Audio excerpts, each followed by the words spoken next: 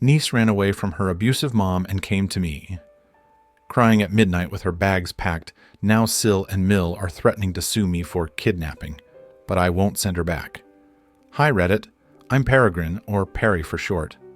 I've got a hell of a story for you, and I honestly don't know where else to turn. My 17-year-old niece, Elowen, showed up at my doorstep at midnight, crying and with her bags packed. She had run away from her abusive mom, my sister-in-law, Amaryllis. Now, Amaryllis and my mother-in-law, Cressida, are threatening to sue me for kidnapping, but I'll be damned if I send her back to that nightmare. It all started a few weeks ago. I was getting ready for bed when I heard a frantic knocking at my door.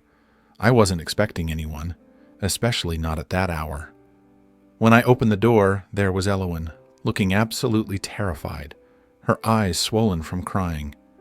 "Uncle Perry, please, can I stay here? I can't go back," she sobbed, clutching her suitcase like a lifeline. "Elowen, what happened? Are you hurt?" I asked, my heart racing. I pulled her inside and closed the door, worried that Amaryllis might be lurking outside. "It's Mum. She's been drinking more, and she hit me again. I can't take it anymore. Please don't make me go back," she pleaded, tears streaming down her face. I felt a surge of anger and protectiveness. Amaryllis had always been a piece of work, but hitting her daughter? That was a new low. I promised Elowen she could stay as long as she needed. I made her some tea, and we sat in the kitchen, talking until the early hours. She told me everything, the constant verbal abuse, the physical attacks, and how she'd finally had enough. The next morning I called my wife, Eira, who was away on a business trip. She was furious, but agreed that Elowen should stay with us.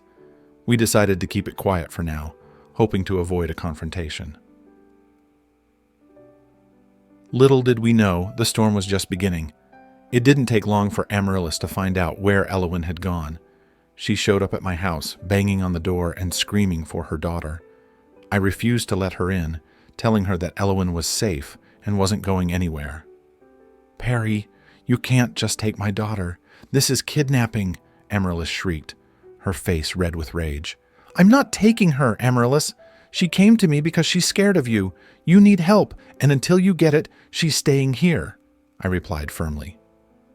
Amaryllis stormed off, but the threats didn't stop. She called me constantly, leaving voicemails filled with vitriol. Then she brought in the big guns, my mother-in-law, Cressida.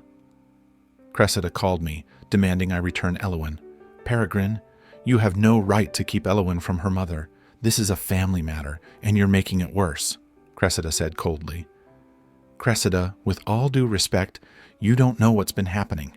Amaryllis is out of control. Elowen is terrified of her," I argued. "That's for the authorities to decide, not you," she snapped before hanging up. The threats escalated to the point where they were talking about suing me for kidnapping. I was at my wit's end. Elowen was a wreck, terrified that she would be forced to go back. Eira was supportive, but worried about the legal ramifications. We decided it was time to get some legal advice. I contacted a solicitor, a sharp woman named Hyacinth, who specialized in family law. After hearing our story, she assured us that we had a strong case for keeping Elowen with us. "Given the circumstances, the court is likely to side with you, especially if there's evidence of abuse," Hyacinth said confidently. We started gathering evidence. Photos of Elowen's bruises, messages from Amaryllis that hinted at her instability, and statements from Elowen's friends who had witnessed the abuse. It was a painful process, but necessary. Meanwhile, Amaryllis and Cressida continued their campaign. They showed up at Elowen's school, causing a scene and trying to force her to come home.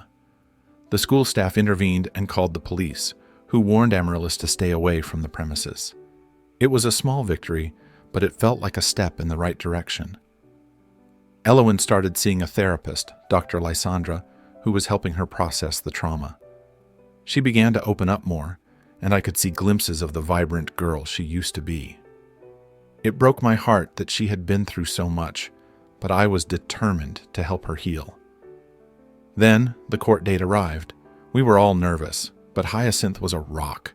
She presented our case with precision and passion, making it clear that Elowen's well-being was our top priority. Amaryllis tried to paint us as the villains, but her erratic behavior in the courtroom didn't help her case.